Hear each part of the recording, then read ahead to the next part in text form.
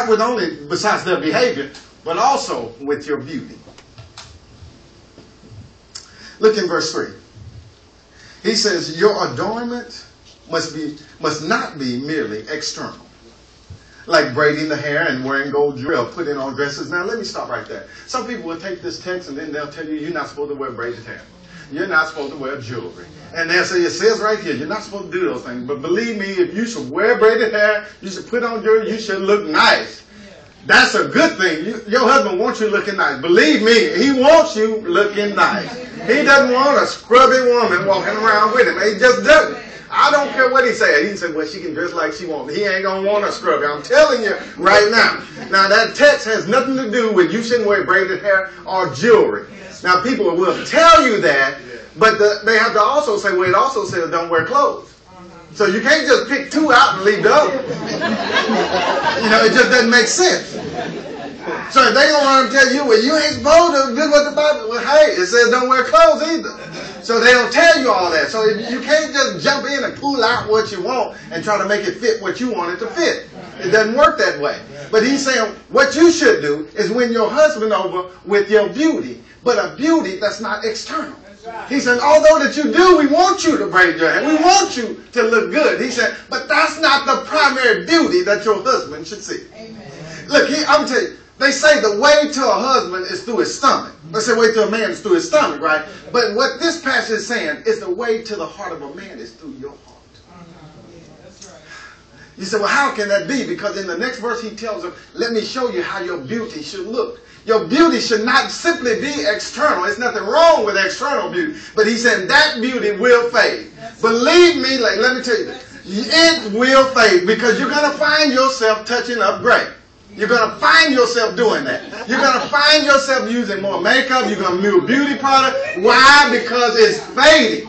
And as it fades, you're going to find yourself at the beauty salon. Hit it right there. There's a little gray over here. It's a little gray. Put the color. I want the color to here. That's when you see ladies have different streaks, That's when they start doing, oh, I tried brunette. Or I tried different colors. That's why they try different colors. The gray is coming out. That's what happens. The beauty fades. And you know what? You're going to turn into what you say, a little old lady. Me-ma, grandma, your name gonna change. Big mama, it's gonna change. Trust me, it's gonna change. They're gonna call you grandmama. It's gonna change. Your name gonna change. And you're gonna see, and then all of a sudden you're gonna be that little old lady that everybody say, look at that little old lady in the church. There you go. There you go. There you go. That's you right there. That's you. Because beauty fades. It does every time. And if you don't believe me, go ahead, age. Tell me how stuff moves around. Stuff moves around. It don't stay the same. Just look at some pictures when you were 25 and stuff. Oh yeah, you were a brick house back then. You were a brick house. You had your hand on your hip, boy. You were walking around tough then, wasn't you? Yeah, you were just shaking it. Everybody. Yeah. I know. But now you're walking here a little slower now. I moved a little too much yesterday. It's a little different. 20 years later, it's a little bit different. Now you just house now. You ain't brick house. You just house. You just house. It changes. That's the way it works. So he said, don't let your beauty be simply that which is on the outside. But he said, what did he say? Let your beauty be that which is in the hidden heart. And see, some translators say the inner self, but the literal translation said is that which is in the hidden heart. Going back to verse 21 through 25, saying Christ is your example. In other words, that you bring Christ into your heart. And since Christ is in your heart, guess what? The beauty of Christ then is going to show out through you. And when Christ's beauty shows through you, he says that becomes something that is imperishable, unfading. Because the love of Christ then comes and resonates through you. Nothing that is going to be hidden away so no one can see. He's saying this is something that will be shown because it's inside of your heart who Christ has set there, and therefore it radiates out. Amen. And he said that beauty is above all other beauty. He said that's the greatest beauty you can have. Because believe me, I've met different women and things that may look nice at one day. But then you meet them another day, they got the cigarette hanging out their mouth, drinking a 40 ounce. Hey, that don't look so good. And they cussing. Now you say, well, she looked good yesterday, but today, all of a sudden, she don't look so good. Because you begin to see her character. You begin to find out who she really is. And what kind of person she is. And that's why sometimes the little old lady can look still beautiful at 90 years old. Because inside of her is the heart of Christ. And that radiates out, which is imperishable. So what you then see is you begin to see her heart. And then all of a sudden she looks better and better and better. So he's saying, if you want to look beautiful, take the love of Christ, put that in your heart. He said, that's what's going to make you beautiful. That's what's going to make you attractive to your husband. That's what's going to radiate more than anything else. Going to do better than any makeup you can buy. Now, I've given you the beauty secret. Will you use it? That's the question. Will you use the beauty secret that'll last for ages? That never fades. But he goes and he says, I'll even give you an example if you don't believe me. He says in verse 5, for in this way, in the former times, he says, these holy women also who hoped in God adorned themselves, being submissive to their own husband, just as Sarah obeyed Abraham, calling him Lord. You have become her children if you do what is right without being frightened by any fear. He said, you then become her child.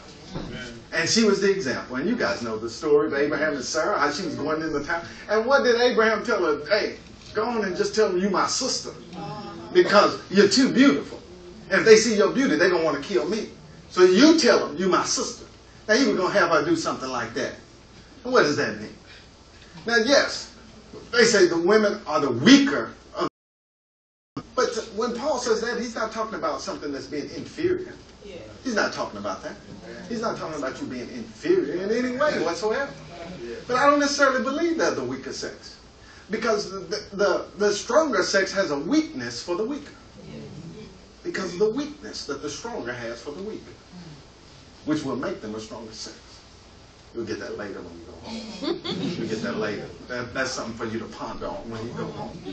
But that would make them actually the stronger of the sex. He goes on and he says, look, this is the way you should behave. This is the beauty you should have. But then he moves on to the husband.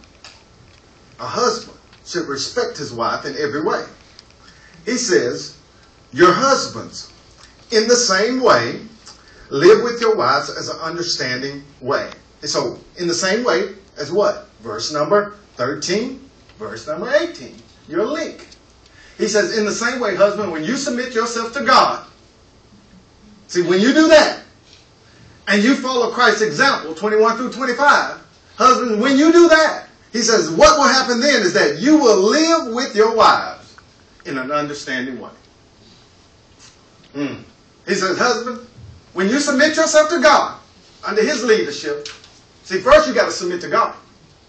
See, then that helps you to submit to each other as one another, as Paul is saying, because then I'm going to love you. Paul says when you submit to God first, then you can submit to your others. He says that's what you can do. He says the same thing. 13, submit yourself to God. 18, you'll be able to submit to others as slaves now. 21, using Christ as your example. He says, so in the same way as all these things occur, he said, husbands, that will then help you to be able to live with your wife in an understanding way. In a way in which you know her. A way in which you'll be able to understand how she operates. What makes her tick. How she needs things. Because let me tell you, the one thing that works for another guy may not work for you. So you can't say, well, tell me what you did, because whatever he did may not work for you in your marriage. He might tell you, well, all I did was leave the toilet seat down. Maybe your wife don't like the toilet seat down. Maybe she like it up so she can put it down when she come in. I don't know. But see, that's the thing is you got to know your wife. So when he's telling you this advice, you got to say, hey, well, that worked with your wife, but that don't work with my wife. Because if you understand your wife and how she operates, how she ticks, and what makes her work, he said that's what you need to do. Because he says if you understand her by living with her. He says, and you know this idea of live means to look at keenly. I tell you what, you know, the All-Star game. Matter of fact, the Slam Dunk came on last night. You guys see that? I watched the Slam Dunk. I watched the three-point. I watch all that stuff. I want to see them guys do the Slam Dunk. Now, one of the things I have on my TV is a DVR. Now, I can rewind. I love that about that. So they do slam dunk. I rewind. Shoot. I want to see. I let play. Stop. Pause. I want to see what they were doing. Let me see that dunk. If it was right or what. I'm just kind of critique. I'm throwing up my 8s and 9s in the house. That's an 8. That's a 9. Okay.